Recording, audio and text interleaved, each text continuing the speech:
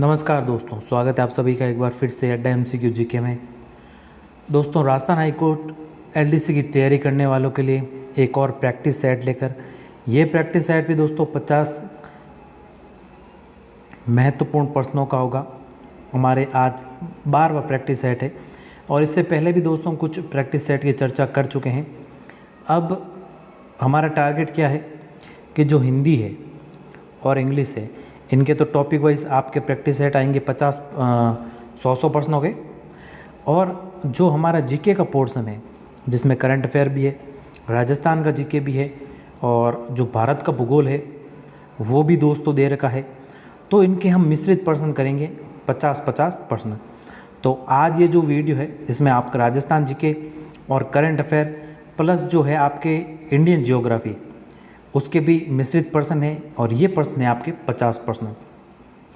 एक चीज़ और बता दूं आपको कि देखो यार कि अब जो 13 प्रश्न है ये आपके करंट अफेयर से आएंगे, तो करंट अफेयर पर थोड़ा सा फोकस ज़्यादा करना। और राजस्थान जीके है वो तो आप पढ़ ही रहे हो, हर एग्ज़ाम देते हो राजस्थान के, वो तो आप पढ़ ही रहे हो। और इंडियन जियोग्राफी है, इस पर थोड़ा आप कम ही देखें तो सही रहेगा, क्योंकि पिछली बार जो एग्ज़ाम रद्द हुआ था उसमें आपके 3 प्रश्न पूछे गए थे इंडियन जियोग्राफी से, आसान प्रश्न थे। तो ज़्यादा जो आपको राजस्थान के जीके पे थोड़ा सा देखना है और थोड़ा सा पोर्शन आपको जो फोकस ज़्यादा है वो आपको करंट अफेयर पर करना होगा, क्योंकि 13 सवाल बड़े ही अहमियतता रखेंगे आपके इस पेपर में। तो शुरू करने से पहले अगर आपने इस चैनल को सब्सक्राइब नहीं किया है तो इस चैनल को सब्सक्राइब करें। इसी प्रकार के प्रैक्टिस सेट इस चैनल पर आते रहेंगे। तो ये हमारे आज जीके का पोर्शन है, जो राजस्थान हाईकोर्ट एलडीसी की तैयारी कर रहे हैं उनके लिए ये भी आज 50 प्रश्नों का होगा और आपके जो एग्ज़ाम है उसमें भी 50 प्रश्न आएंगे जीके के। तो बिना देरी के शुरू करते हैं हमारे पहले प्रश्न के साथ। पहला है, नमदा का उत्पादन खाली जगह में होता है। तो दोस्तों जो नमदा है उसका उत्पादन कहाँ पर होता है? ये होता है दोस्तों कहाँ पर? टोंक में। कहाँ पर? टोंक में। विकल्प अ है राइट आंसर। अगला 2 नंबर प्रश्न, अच्छा प्रश्न दोस्तों ये भी, और अच्छा तो क्या बेहद ही शानदार प्रश्न है। अब देखिए यहाँ पर 2 नंबर प्रश्न है कि निम्न शहरों को राजस्थान के एकीकरण के समय स्थापित सरकारी कार्यालयों के साथ सम्मिलित कीजिए। अब दोस्तों जब राजस्थान का एकीकरण हो गया, ये एकीकरण कब संपन्न हुआ? 1 नवंबर 1956 को। तो दोस्तों अलग अलग जिलों को अलग अलग विभाग, सरकारी विभाग, कार्यालय बांटे गए। तो उन विभागों की यहाँ पर सूची ये दे रखी है, इनको हमें सम्मिलित करना है। अब देखिए सम्मिलित करने के लिए ए बी सी डी इस प्रकार से लिख लीजिए। अब देखिए इनमें से आप अगर देखें कि जो सबसे पहले नज़र डालें हमारे अगर शिक्षा विभाग की, तो जो शिक्षा विभाग है वो किसके पास है दोस्तों? वो है किसके पास? बीकानेर के पास। किसके पास है? बीकानेर के पास। तो देखिए यहाँ पर सी दे रखा है, सी के नीचे कितना आ जाएगा? 2 नंबर। अब यहाँ दे रखा है आपके हाईकोर्ट। अब हाईकोर्ट किसके पास है दोस्तों? तो हाईकोर्ट है जोधपुर के पास। हाईकोर्ट किसके पास है? जोधपुर के पास। तो बी के सामने आ जाएगा यहाँ पर देखिए ये 1 नंबर। और देखिए अब 1 और 2 बी सी के नीचे देखिए यहाँ पर 1 और 2 किस में दे रखा है? अंतिम ऑप्शन में ही दिख रहा है। यहाँ पर देखिए बी और सी में 1 2 नहीं है, यहाँ पर 1 है लेकिन यहाँ पर सी में 4 दे दिया, यहाँ पर 4 है, यहाँ पर 3 है और 1 2 यहीं पर है। तो ये आपके जो द विकल्प है यही उत्तर है। और भरतपुर की बात करें तो भरतपुर को दिया गया था कृषि विभाग, और उदयपुर की बात करें तो उदयपुर को दिया गया खनिज विभाग। तो डी के नीचे आ जाएगा 3 नंबर। तो जो सही मिलान है वो होगा 4 1 2 और 3। द विकल्प है सही उत्तर। अगला प्रश्न 3 नंबर प्रश्न दोस्तों कि वंश भास्कर की भाषा में लिखा गया।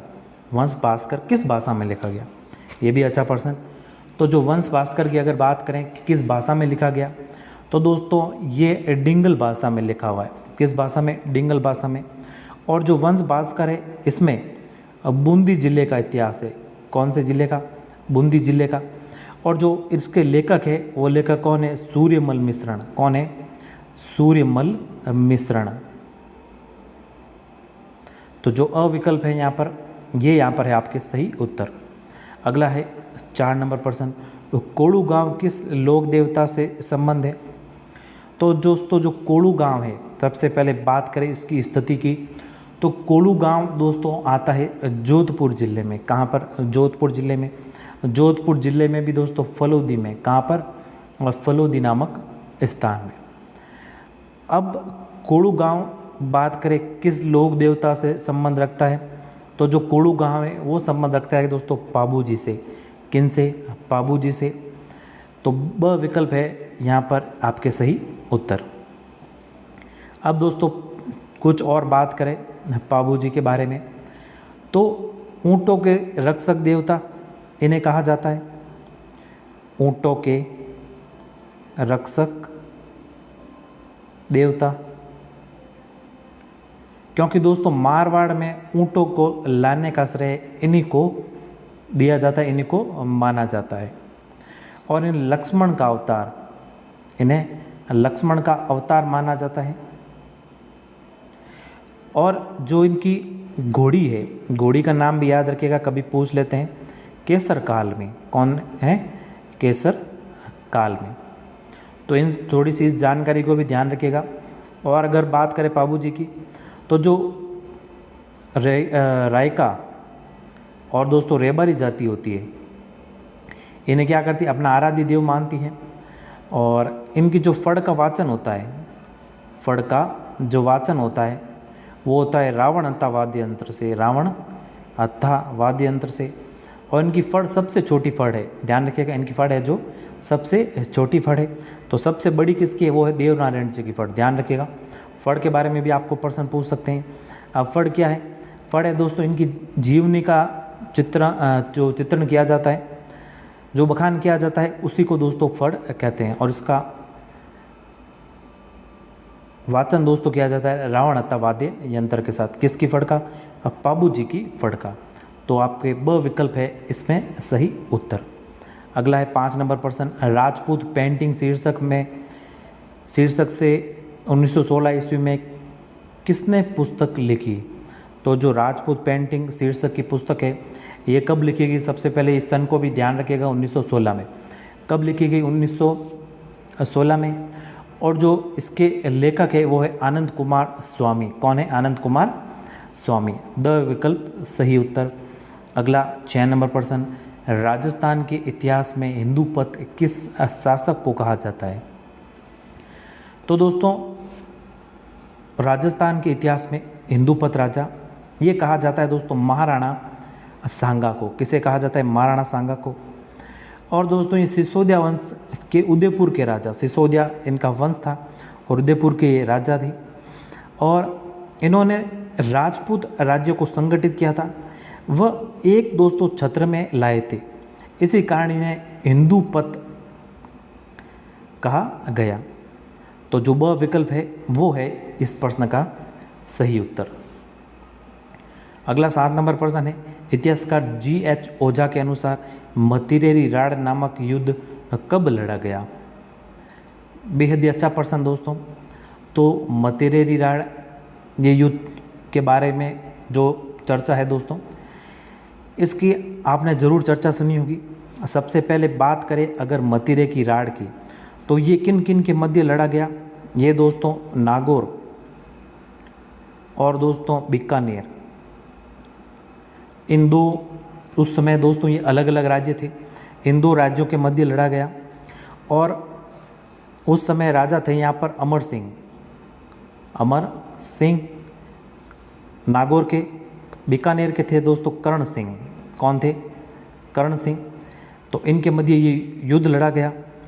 अब मतिरे का अर्थ क्या होता है? मतिरे को दोस्तों राजस्थान की जो भाषा है, तरबूज को क्या कहा जाता है? मतिरा। और राड़ कहा जाता है दोस्तों लड़ाई, यानी मतिरे के लिए लड़ाई। अब हुआ यूँ था कि जो मतिरा है यानी जो तरबूज है, उसकी बेल तो लगी थी कहाँ पर? बीकानेर राज्य की सीमा में। लेकिन ये बेल पहुंच गई थी कहाँ? नागौर राज्य की सीमा में। और तरबूज यहाँ पर उग गया था। तो इसी बात को लेकर इन दोनों राज्यों में झगड़ा हो गया कि इन्होंने कहा कि बेल हमारी उगी, ज़मीन में उगी है, तो ये इसका फल है वो भी हमारा होगा। और नागौर राज्य ने कहा कि बेल अगर आपके उगी है तो अच्छी बात है, लेकिन फल हमारे ज़मीन पर हुआ है तो ये हमारा है। और इसी बात को लेकर इन दोनों राज्यों में युद्ध हो गया था, और इस युद्ध में दोस्तों अनेक सैनिक भी मारे गए थे। ऐसा ये युद्ध हुआ था। और ये युद्ध कब हुआ था? तो ये युद्ध हुआ था 1644 ईस्वी में। कब हुआ? 1644 ईस्वी में। और इसमें दोस्तों जो विजय हुई थी वो हुई थी बीकानेर राज्य की। किसकी विजय हुई थी? बीकानेर राज्य की, ध्यान रखिएगा। और बाद में आपसी सुलह कर इसी मतीरे को काट कर आधा आधा खाया गया। तो ये युद्ध था दोस्तों 1644 में हुआ था, मतीरेरी राड़।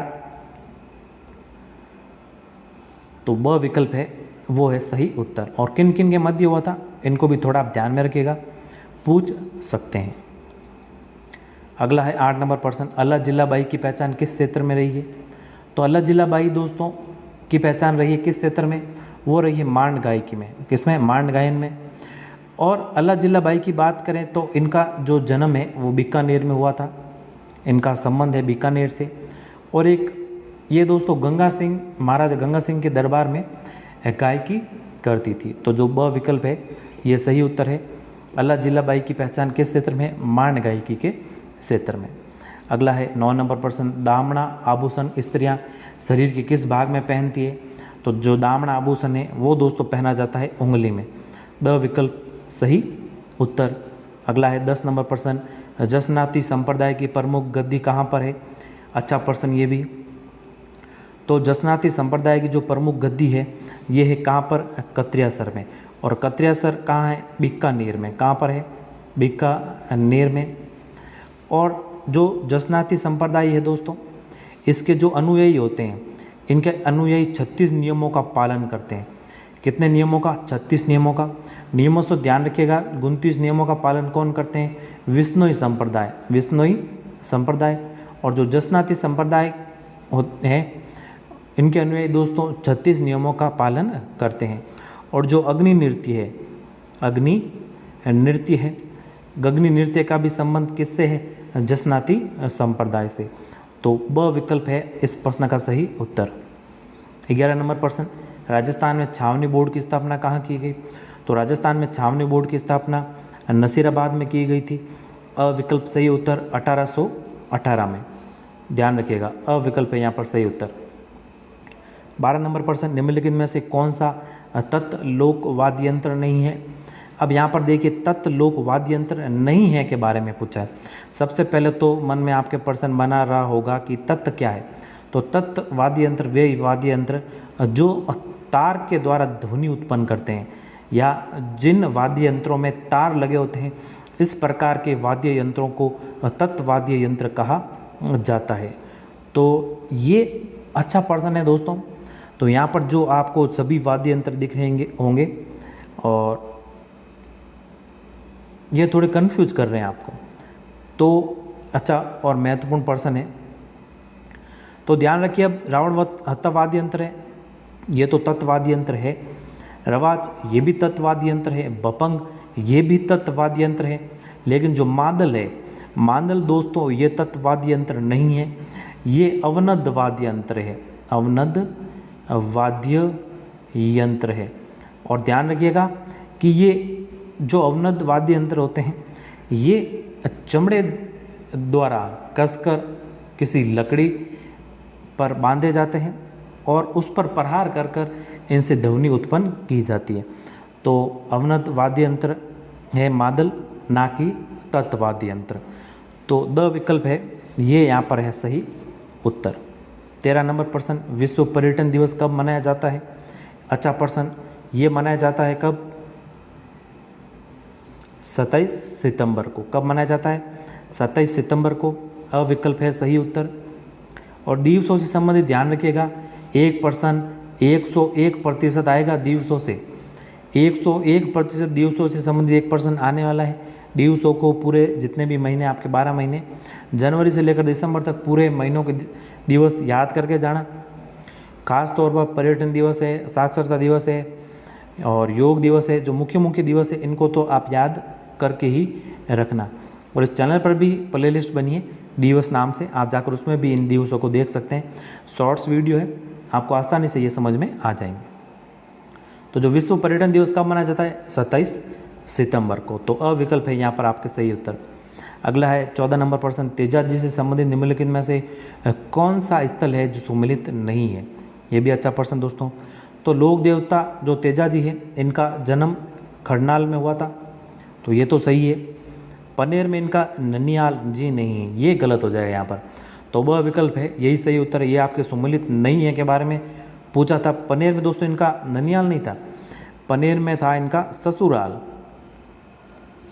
पनेर में इनका क्या था? ससुराल। और पनेर की बात करें तो पनेर अजमेर में, कहाँ पर है? अजमेर में। और इनका जो विवाह हुआ था पेमल से हुआ था। किससे दोस्तों? पेमल से। इनकी पत्नी का नाम पेमल है। इनके घोड़े के नाम की भी ध्यान रखिएगा। घोड़ी का नाम था दोस्तों लीलन श्रृंगारी। गाना भी, लोकगीत भी है, वो प्रसिद्ध है, आपने ज़रूर सुना होगा। तो जो लीलन श्रृंगारी है, इनकी घोड़ी का नाम है। और जो है समाधि स्थल यहाँ पर सुरपुरा में है, तो ये भी सुमेलित है। परबसर नागौर में इनका मेला पड़ता है, तो ये भी आपके सुमेलित है। तो ब विकल्प है वो यहाँ पर सही उत्तर है। इनकी चीज़ के बारे में थोड़ा ध्यान रखिएगा। और थोड़ी सी जानकारी देखिए कि जो तेजाजी है, इनको काला और बाला का देवता, काला और बाला का, काला और बाला का देवता भी इन्हें कहा जाता है, सांपों का देवता भी कहा जाता है, और इन्हें दौलिया वीर भी इन्हें कहा जाता है। तो इन चीज़ों को आप थोड़ा ध्यान रखिएगा। 15 नंबर प्रश्न, कवि एवं चित्रकार नागरीदास के रूप में कौन प्रसिद्ध है? अच्छा प्रश्न ये भी। तो कवि और चित्रकार नागरीदास के रूप में कौन प्रसिद्ध है? तो ये प्रसिद्ध है कौन? सावंत सिंह। कौन प्रसिद्ध है? सावंत सिंह। और दोस्तों इनका संबंध है किशनगढ़ चित्रशैली से। किस चित्रशैली से? किशनगढ़ चित्रशैली से। और किशनगढ़ चित्रशैली की ही एक प्रसिद्ध चित्रकृति बणी ठणी। कौन सी दोस्तों? बणी ठणी। और जिसके चित्रकार थे निहाल चंद। कौन थे? निहाल चंद। इन्हें दोस्तों बणी ठणी को राजस्थान की मोनालिसा, राजस्थान की मोनालिसा भी कहा जाता है। और ये थी इनकी प्रेमिका थी, किनकी? सावंत सिंह की, बणी ठणी। तो स विकल्प है, ये आपका सही उत्तर है यहाँ पर। अगला 16 नंबर प्रश्न, 21 जून को सूर्य राजस्थान के किस जिले में लंबवत चमकता है? शानदार प्रश्न ये भी। तो जो राजस्थान का दक्षिणवर्ती जिला है, ये है बांसवाड़ा। कौन सा? बांसवाड़ा। यहाँ पर 21 जून को सूर्य लंबवत चमकता है। क्या होता है? लंबवत चमकता है। और इस दिन साल का सबसे लंबा दिन होता है। इस दिन साल का लंबा दिन, सबसे लंबा दिन होता है इस दिन। और ध्यान रखिएगा कि 23 डिग्री 30 मिनट उत्तरी अक्षांश पर यह लंबवत चमकता है। तो कहाँ पर? बांसवाड़ा में। स विकल्प सही उत्तर है। और ध्यान रखिएगा जो पृथ्वी है, इसका जो उत्तरी गोलार्ध है, तो सूर्य उत्तरी गोलार्ध में होता है। और इस कारण क्या होता है कि जो सूर्य की रोशनी है वो भारत के बीचों बीच से गुजरती है। भारत के जो बीचों बीच से ये गुजरती है और कर्क रेखा पर क्या होती है? सीधी पड़ती है। और सीधी पड़ती है कर्क रेखा पर। तो कर्क रेखा आप जानते हैं दोस्तों कि राजस्थान के जो दक्षिणवर्ती जिला है बांसवाड़ा से भी ये होकर गुजरती है। और 21 जून को ये लंबवत चमकती है। तो जो स विकल्प है ये सही उत्तर है। और 21 जून को होता है साल का सबसे बड़ा दिन। 21 जून को एक और दिन आता है, यह आता है विश्व योग दिवस, जिसे विश्व योग दिवस के रूप में मनाया जाता है। तो इस डेट को भी थोड़ा ध्यान रखिएगा। स विकल्प सही उत्तर। अगला 17 नंबर प्रश्न, सूची 1 को सूची 2 से सम्मिलित करना है। अच्छा प्रश्न है ये भी दोस्तों। तो यहाँ पर तो दे रखे हैं आपके वन्य जीव संरक्षित क्षेत्र और यहाँ पर दे रखे हैं जिले। तो 1, 2, 3 और 4 इस प्रकार से इनको लिख दीजिए। अब देखिए जो पहला दिख रहा है आपको सूंदा माता, तो सूंदा माता वन्य जीव संरक्षित क्षेत्र है। वो किन जिलों में विस्तृत है? वो है दोस्तों कहाँ पर? जालोर और सिरोही में। कहाँ पर है? जालोर और सिरोही में। तो एक में आएगा क्या? डी। एक में आ जाएगा डी। तो अब देखिए एक में डी, एक तो दिख रहा है विकल्प अ में, विकल्प ब में, विकल्प स में नहीं है तो ये तो होगा ही नहीं, विकल्प द में भी नहीं है, ये भी नहीं होगा। तो अ और ब एक सही उत्तर होगा। आगे देखें गोड़ा विष्णुयान, ये कहाँ पर है? तो दोस्तों यहाँ पर थोड़ा कुछ मिसप्रिंट है, क्योंकि जो गुड़ा विष्णुयान है वो कहाँ पर है? जोधपुर में।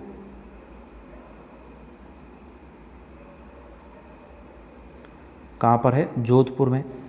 आगे देखें अगर गोगेलाव की, तो गोगेलाव तो है आपके नागौर में, तो 3 के नीचे आ जाएगा यहाँ पर बी नंबर।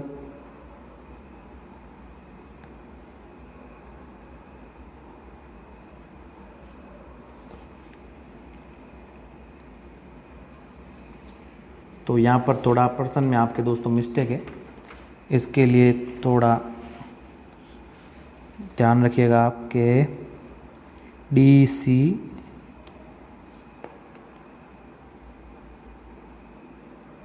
और जालोर भी यहाँ पर थोड़ा, यहाँ पर जोधपुर होगा जालोर की जगह।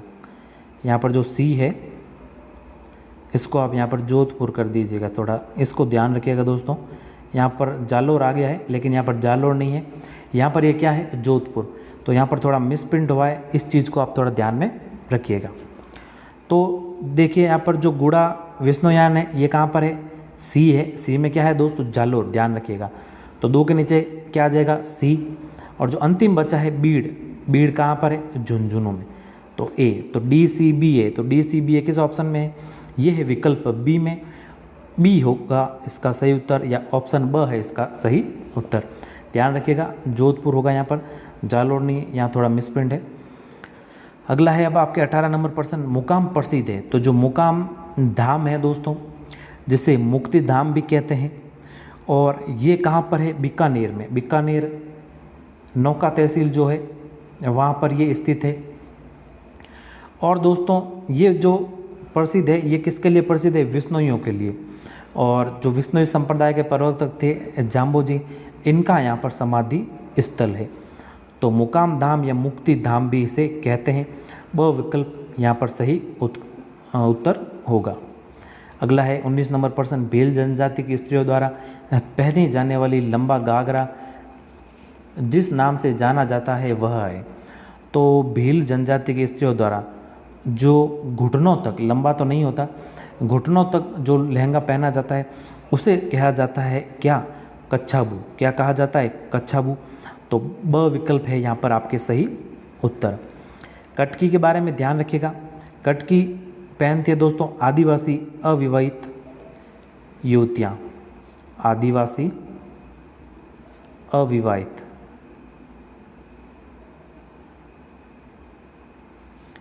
युवतियाँ।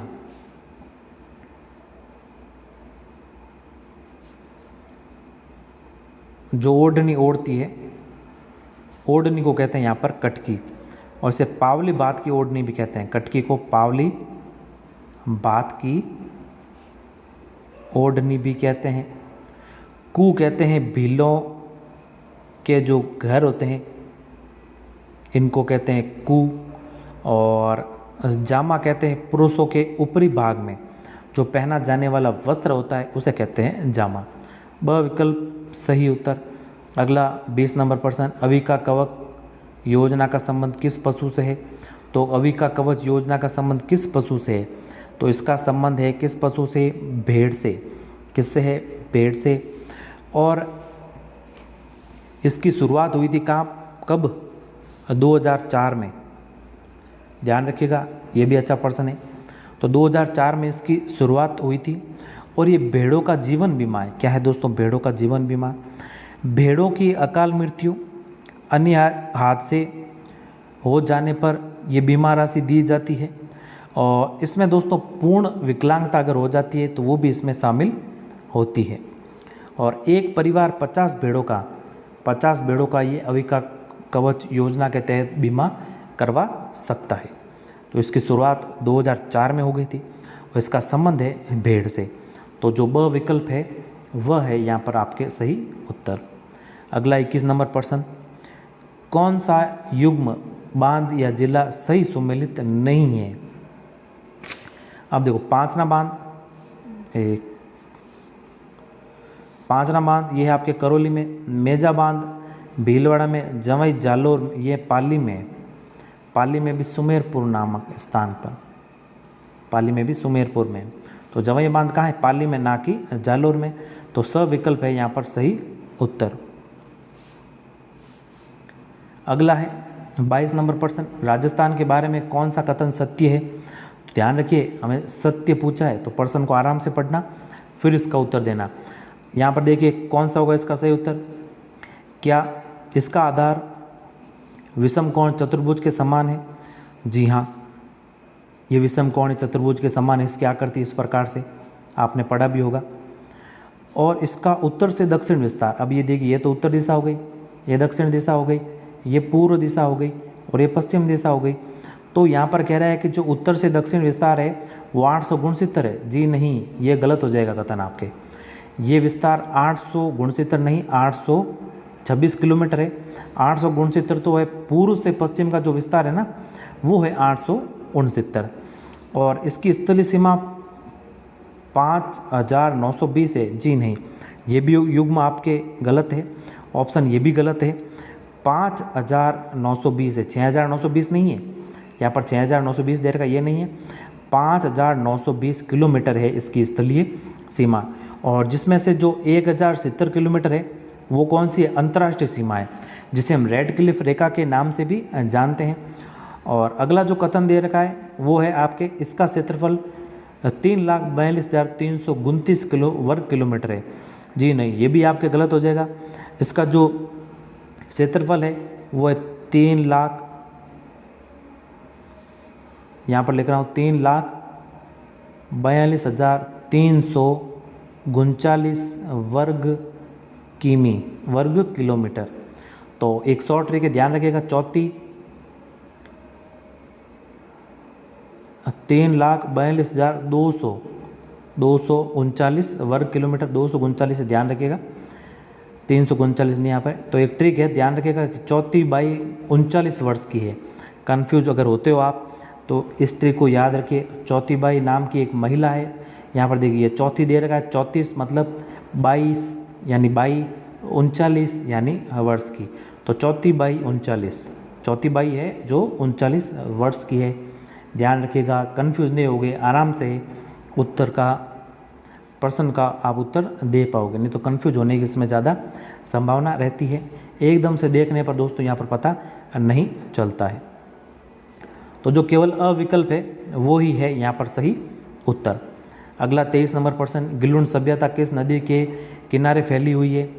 तो गिलुण सभ्यता जो फैली हुई है, जिसे हम ताम्रयुगीन सभ्यता भी कहते हैं, इसे ताम्रयुगीन सभ्यता भी इसे कहते हैं।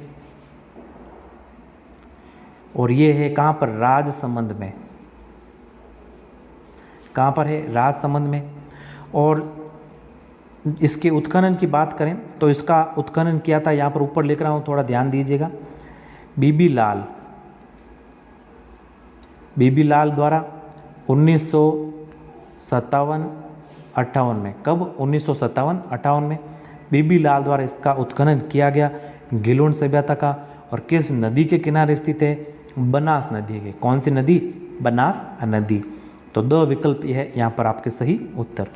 24 नंबर प्रश्न है, निम्नलिखित में से कौन सा नदी की उत्पत्ति स्थान सुमेलित नहीं है? यहाँ पर नदी दे रखी है, यहाँ पर दे रखी है आपकी उत्पत्ति स्थल। तो सोम की बात करें तो ये कहाँ पर है? बिच्छामेड़ा में इसका उत्पत्ति स्थल, तो ये तो सही है।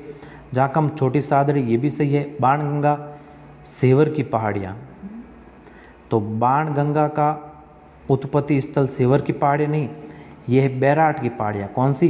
बैराट की पहाड़ियाँ, जो कि कहाँ है? जयपुर में। बैराट की पहाड़ियाँ जयपुर से। रूपा रेल है उदयनाथ पहाड़ है। तो स विकल्प है जो सही सुमेलित नहीं है। बाणगंगा का उद्गम होता है बैराट की पहाड़ियों से। स विकल्प सही उत्तर। 25 नंबर प्रश्न, राजस्थान में निम्न में से कौन सा पन्ना खनन क्षेत्र नहीं है? तो राजस्थान में निम्न में से कौन सा पन्ना खनन क्षेत्र है जो नहीं है? तो टिक्की में दोस्तों पन्ना खनन क्षेत्र है, कोगुंदा में भी है, काला गुमान में भी है, लेकिन जो सरवर है, सरवर में दोस्तों आपके पन्ना खनन क्षेत्र नहीं है। सरवर से तो गार्नेट निकाला जाता है, गार्नेट खनिज ये निकाला जाता है यहाँ पर। तो द विकल्प यहाँ पर आपके सही उत्तर है, सरवर है, पन्ना खनन क्षेत्र नहीं है। अच्छा प्रश्न है, शानदार प्रश्न। खनिजों से संबंधित प्रश्न आएंगे आपके, और पिछली बार भी 3 से 4 प्रश्न पूछे गए थे, तो खनिजों से संबंधित ज़्यादा प्रश्न आने वाले हैं, तो खनिजों को थोड़ा अच्छे से पढ़कर जाइएगा आप। अगला है 26 नंबर प्रश्न, अरावली की चोटियों का सही आरोही क्रम है। अब आरोही क्रम का मतलब क्या हुआ? बड़े से लेकर छोटा। तो सबसे पहले बात करें अगर सबसे बड़ी चोटी की, तो गुरु शिखर है। तो यहाँ पर देखिए पहले ऑप्शन में तो दे ही नहीं रखा है, पहले आने चाहिए ना, बड़े से छोटा, तो ये तो होगा ही नहीं। द में भी नहीं दे रखी, ये भी नहीं होगा। गुरु के बाद कौन सी है? शहर। शहर के बाद आते हैं जरगा के स्थान, तो जरगा यहाँ पर नहीं, यहाँ पर अचलगढ़ दे रखा है, तो स ऑप्शन भी नहीं होगा। तो जो सही उत्तर होगा वो होगा ब विकल्प, यानी गुरु शिखर के बाद शहर, शहर के बाद जरगा, जरगा के बाद अचलगढ़, ये इसका है अवरोही क्रम। ब विकल्प सही उत्तर।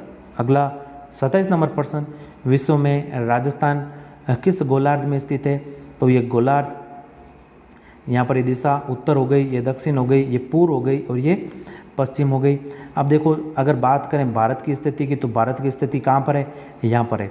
तो ये कौन सा गोलार्ध हो गया? उत्तर पूर्वी गोलार्ध। तो बस उत्तर पूर्वी गोलार्ध, ब विकल्प राइट आंसर। अगला 28 नंबर प्रश्न, सोम कागदर सिंचाई परियोजना किस जिले में स्थित है? तो जो सोम कागदर सिंचाई परियोजना है ये कहाँ पर है? उदयपुर में। आसान सा प्रश्न, स विकल्प सही उत्तर। अगला 29 नंबर प्रश्न, निम्नलिखित में से कौन सा खनिज और खनन क्षेत्र सही सुमेलित नहीं है? तो गार्नेट की बात करें तो ये आपके राजमहल से, तो ये तो सही सुमेलित है। पन्ना राजगढ़ से, ये भी सही है। घिया पत्थर ऋषभदेव से, ये भी सही है। रॉक फॉस्फेट सलादीपुर से, जी नहीं। रॉक फॉस्फेट तो मुख्यतः जो निकाला जाता है उस खनन क्षेत्र जो है वो है आपके जामर कोटड़ा। कौन सा? जामर कोटड़ा। और जिलों की बात करें तो मुख्यतः उदयपुर जिले से ये निकाला जाता है। तो द विकल्प है, यह सही सुमेलित नहीं है। द विकल्प यहाँ पर राइट आपके आंसर है। रॉक फॉस्फेट मुख्यतः खास तौर पर जामर कोटड़ा से निकाला जाता है। अगला 30 नंबर प्रश्न, नात्रा की पाल किस खनिज के लिए प्रसिद्ध है? तो नात्रा की जो पाल है वो है लो अयस्क के लिए। किसके लिए? लो अयस्क के लिए। द विकल्प सही उत्तर। 31 नंबर प्रश्न, राजस्थान में पहला बायोलॉजिकल पार्क कहाँ स्थापित किया गया? सज्जनगढ़ उदयपुर में। कहाँ पर? सज्जनगढ़ उदयपुर में। स विकल्प सही उत्तर। अगला है 32 नंबर, राजस्थान की किस नदी को रुंडित नदी कहा जाता है? तो राजस्थान की कौन सी नदी को कहा जाता है रुंडित नदी? ये कहा जाता है दोस्तों बाणगंगा नदी को। आसान सा प्रश्न है, स विकल्प सही उत्तर। 33 नंबर प्रश्न, आकलवुड फॉसिल्स पार्क स्थित है। तो आकलवुड फॉसिल्स पार्क कहाँ पर स्थित है? ये भी सरल प्रश्न दोस्तों, जैसलमेर में। स विकल्प है यहाँ पर आपके सही उत्तर। अगला है 34 नंबर प्रश्न, कौन सा सही सुमेलित नहीं है? अब देखिए, पहाड़ों की नगरी कहा जाता है डूंगरपुर को, तो ये तो सही है। राजस्थान का प्रवेश द्वार भरतपुर को, ये भी सही है। वस्त्र नगरी भीलवाड़ा को, ये भी सही है। पूर्व का पेरिस उदयपुर, जी नहीं, यहाँ पर ये गलत हो जाएगा। पूर्व का पेरिस कहा जाता है किसको? जयपुर को। उदयपुर को तो कहा जाता है झीलों की नगरी। कौन सी नगरी? झीलों की नगरी। तो द विकल्प है जो है आपके यहाँ पर सही उत्तर। 35 नंबर प्रश्न, निम्नलिखित में से कौन सा अक्षांश भारत को लगभग 2 बराबर भागों में विभाजित करता है? तो इनमें से कौन सा अक्षांश है? शानदार प्रश्न भारत का भूगोल का दोस्तों। कौन सा अक्षांश है जो भारत को लगभग 2 भागों में विभाजित करता है? बताइए दोस्तों, इसका सही उत्तर क्या होगा? अब आपको अगर लग रहा है कि भूमध्य रेखा, तो ये नहीं है, बिल्कुल गलत है ये। भूमध्य रेखा अब भारत को 2 बराबर भागों में विभाजित नहीं करती। भूमध्य रेखा तो विश्व को 2 बराबर भागों में विभाजित करती है। तो बताइए इसका सही उत्तर क्या होगा? तो इसका सही उत्तर होगा विकल्प द 23 डिग्री 30 मिनट उत्तरी अक्षांश है जो भारत को 2 बराबर भागों में विभाजित करता है। और ये कौन से अक्षांश है? इसे हम कहते हैं कर्क रेखा। क्या कहते हैं? कर्क रेखा। ये बराबर 2 भागों में विभाजित करती है। कर्क रेखा की बात करें तो कर्क रेखा गुजरती है भारत के 8 राज्यों से। भारत के 8 राज्य की बात करें तो यहाँ पर देखिए शॉर्ट में थोड़ा लिखूंगा। सबसे पहले गुजरात, फिर दोस्तों आता है राजस्थान का नंबर, फिर एमपी यानी मध्य प्रदेश, फिर छत्तीसगढ़, फिर आता है झारखंड। जे कैसे यहाँ पर झारखंड लिख रहा हूँ, झारखंड। फिर आता है आपके वेस्ट बंगाल यानी पश्चिम बंगाल। फिर आता है आपके त्रिपुरा, यहाँ पर TRI लिख रहा हूँ। फिर नंबर आता है आपके मिजोरम का। किसका? मिजोरम का। तो गुजरात, राजस्थान, मध्य प्रदेश, छत्तीसगढ़, झारखंड, पश्चिम बंगाल, त्रिपुरा और मिजोरम, इन 8 राज्यों से कर्क रेखा गुजरती है। और अगर पूछे आपको उत्तर से, अगर पूर्व का, सॉरी उत्तर से नहीं, पश्चिम से पूर्व का क्रम, ध्यान रखिए ये कर्क रेखा जो है यहाँ पर अगर भारत की स्थिति यहाँ पर देखें तो ये यहाँ पर से दोस्तों कर्क रेखा गुजरती है। तो यहाँ पर ये जो दिशा है पश्चिम और ये है पूर्व। पश्चिम से पूर्व का क्रम पूछे तो ये वाला क्रम है पश्चिम से पूर्व का, और पूर्व से पश्चिम पूछे तो ये वाला क्रम हो जाएगा। तो जो द विकल्प है यहाँ पर होगा इसका सही उत्तर। और इन 8 राज्यों को भी ध्यान में रखिएगा। पूछ सकते हैं आपको पूर्व से पश्चिम क्रम या पश्चिम से पूर्व क्रम, या फिर पूछ सकते हैं कि कर्क रेखा निम्न में से किस राज्य से नहीं गुजरती है। तो इस चीज़ को थोड़ा ध्यान में रखिएगा। बस आसान सा ही प्रश्न आएगा भारत के भूगोल से आपके। तो भारत के भूगोल को आप थोड़ा ज़्यादा फोकस ना करते हुए करंट अफेयर और मुख्यतः जो राजस्थान का जीके है इस पर ज़्यादा फोकस करें। तो अगला है हमारे 36 नंबर प्रश्न। निम्नलिखित में से विश्व में सर्वाधिक वर्षा प्राप्त करने वाला क्षेत्र है। तो आपको कंफ्यूज करने वाला प्रश्न, आपने स्थान पढ़ा होगा, पहाड़ी भी जो पढ़ी होगी जहाँ पर सर्वाधिक वर्षा होती है। तो इस प्रश्न से आपके पूरी जो डाउट है वो क्लियर होंगे। कैसे? अब देखिए, जो सबसे ज़्यादा वर्षा होती है विश्व में वो होती है आपके शिलोंग के पठार में। कहाँ पर? शिलोंग के पठार में। और जो शिलोंग का पठार है और इसी में आपके जो 3 पहाड़ियाँ हैं ये आती है। इन पहाड़ी की बात करें कौन सी पहाड़ियाँ हैं? पहली है आपके गारो, दूसरी की बात करें तो दूसरी आपके खासी, तीसरी की बात करें तो तीसरी है आपके कौन सी? जयंतिया। ये आती है शिलोंग के पठार के अंतर्गत। और जो खासी पहाड़ी है, ध्यान रखिएगा, खासी पहाड़ी पर होती है सर्वाधिक वर्षा। और खासी पहाड़ी में ही एक स्थान है, खासी पहाड़ी में ही आपके एक स्थान है, वो है चेरापूंजी और मानसिन राम। चेरापूंजी या मानसिन राम जो स्थान है वो है आपके खासी पहाड़ी में। तो स्थान पूछे तो चेरापूंजी या मानसिन राम, और पहाड़ी पूछे तो खासी पहाड़ी, और क्षेत्र पूछे या पठार पूछे तो वो शिलोंग का पठार जहाँ पर होती है सर्वाधिक वर्षा। तो इससे आपके सारे डाउट क्लियर होंगे। किसी भी प्रकार से आपको ये प्रश्न आपको पूछ सकता है, और यकीन मानिए इन प्रश्नों में से आपके बाहर कतई नहीं जाने वाला। तो बस ऐसे ही प्रश्नों को प्रैक्टिस के साथ करते रहिए ताकि आपको याद करने में दिक्कत ना हो। तो द विकल्प है यहाँ पर आपके इस प्रश्न का सही उत्तर। 36 नंबर प्रश्न, निम्नलिखित में से फूलों की बौछार का संबंध राज्य से, किस राज्य से है? तो फूलों के बौछार का संबंध मुख्यतः आपके कर्नाटक और एक और अगर आ जाए केरल, इनसे है। और जो ये फूलों की बौछार होती है वो कॉफ़ी उत्पादन के लिए लाभदायक होती है, यानी कॉफ़ी की फसल या कहवा जिसे कहते हैं उसके लिए लाभदायक होती है। तो द विकल्प सही उत्तर होगा। अगला 38 नंबर प्रश्न। अब यहाँ पर आपके करंट अफेयर के प्रश्न शुरू होते हैं, ध्यान रखिएगा। और करंट अफेयर के 13 प्रश्न से 14 प्रश्न पूछे जाएंगे। तो करंट अफेयर आपके महत्वपूर्ण भूमिका अदा करेगा सिलेक्शन के लिए। अगर करंट अफेयर को आप छोड़ते हो, नहीं पढ़ते हो, तो आप सिलेक्शन से सीधा सीधा बाहर हो जाओगे। भले आप कितनी भी टाइपिंग कर लो, हिंदी इंग्लिश कितनी भी पढ़ लो, लेकिन करंट अफेयर इसमें मोस्ट है। तो करंट अफेयर को अच्छे से शानदार तरीके से पढ़कर जाइएगा। अब देखिए प्रश्न की ओर आते हैं हमारे। तो रक्षा मंत्री राजनाथ सिंह द्वारा पन्नादाय की प्रतिमा का अनावरण कहाँ किया गया? अब देखिए ये प्रश्न जो करंट अफेयर का प्रश्न है, तो जो पन्नादाई की प्रतिमा है इसका अनावरण किया गया हाल ही में गोवर्धन सागर उदयपुर में। और इनके साथ ये दोस्तों महाराणा उदय सिंह, पन्नादाई के साथ महाराणा उदय सिंह और चंदन, इनकी प्रतिमाओं का भी साथ में इन्हीं के साथ में अनावरण हुआ। और जो ये प्रतिमा है पन्नादाई की वो है दोस्तों 9 फीट 6 इंच 9 फुट 6 इंच ऊंची ये प्रतिमा है। तो इनका ध्यान रखिएगा। जो पन्नादाई की प्रतिमा है इनकी लंबाई है 9 फीट 6 इंच। गोवर्धन सागर उदयपुर में इसका अनावरण हुआ। और ये अनावरण किया गया किसके द्वारा? राजनाथ सिंह द्वारा, रक्षा मंत्री राजनाथ सिंह द्वारा। और इनके साथ महाराणा उदय सिंह और चंदन की भी प्रतिमा है। अविकल्प सही उत्तर। अगला 39 नंबर प्रश्न, वित्त वर्ष 2019-20 के बजट में घोषित राजस्थान इलेक्ट्रॉनिक वाहन पॉलिसी की शुरुआत कब से की गई? तो 2019-20 के बजट में घोषणा हुई थी इलेक्ट्रॉनिक वाहन पॉलिसी की। तो इसकी जो शुरुआत हुई है वो हाल ही में हुई है। कब ये हुई है शुरुआत? 1 सितंबर 2022 से। कब हुई है? 1 सितंबर 2022 से। विकल्प अ है राइट आंसर।